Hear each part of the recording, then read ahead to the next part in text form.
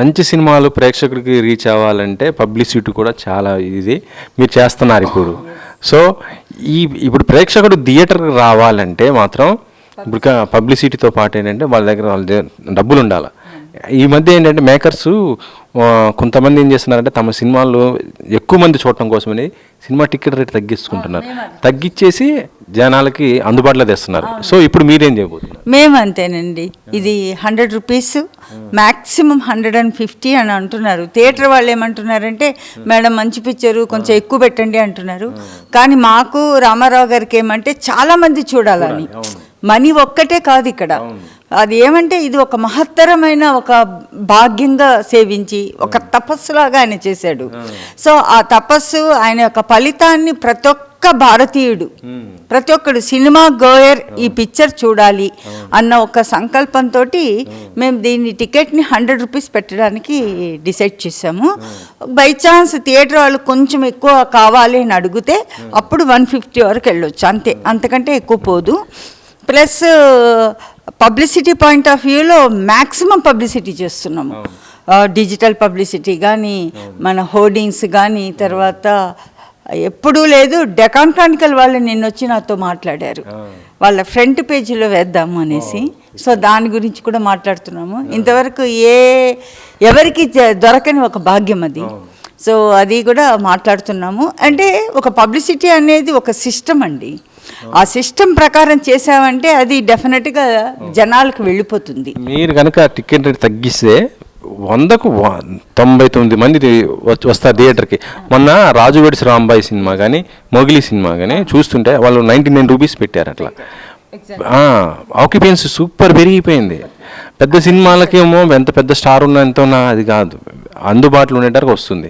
So ఇప్పుడు మీరు కూడా ఇది తగ్గిస్తున్నారు కాబట్టి డెఫినెట్గా మేము 100 రూపీస్ ఇంకా పెట్టాలని అనుకున్నాము. అండ్ 100 రూపీస్ పెట్టింది ఏదో మనకి పెరిగి మొత్తం లాభాలు రావాలని కాదండి, మా కష్టాన్ని, అంటే రామారావు గారి కష్టము, ఆయన తపన, ఆయన ఆర్తి, అది ప్రతి ఒక్కరూ చూడాలి. ప్రతి ఒక్క భారతీయుడు, ప్రతి ఒక్క ఆంధ్ర రాష్ట్రంలోగా ప్రతి ఒక్కరు చూడాలని మా ఐడియా. అందుకనే అబౌట్ 300 థియేటర్స్ ప్లాన్ చేస్తున్నాము, 300 హోర్డింగ్స్ ప్లాన్ చేస్తున్నాము. ఆల్ పేపర్స్ని ఇంకా నెక్స్ట్ వీక్ నుంచి మొత్తం ఇండస్ట్రీ ఒక బస్ ఏమంటే ఘంటసాల తప్పితే ఏది మాట్లాడొద్దు అలా తయారు చేస్తున్నాం. సూపర్. యాక్చువల్ చెప్పాలంటే ఘంటసాల గారి పాటలు కొన్ని వేల పాటలు మనం వింటున్నాం, ఆయన గురించి తెలియదు. కానీ ఇప్పుడు మీ రూపంలో ఆయన గురించి కూడా చూడబోతున్నాం తెరపైన. ఆయన గురించి చూసామంటే ఒక ఇన్స్పైర్డ్ స్టోరీ అవుతుంది అనుకోవచ్చు కదా. చాలా బాగా వచ్చిందండి స్టోరీలో. యాక్చువల్గా కొత్తగా సీకేని వేశారు కదా కృష్ణ చైతన్యాన్ని, అతను జీవింపజేశారు ఆయన్ని. రామారావు గారికి ఫస్ట్ పిక్చరే అయినా కూడా ఆయన డైరెక్షన్ చూస్తుంటే మనకి ఒక 100 సినిమాలు చేసి, మీకు సిహెచ్ నారాయణమూర్తి వాళ్ళు ఉంటారు కదా, అలా చేశారండి డైరెక్షన్.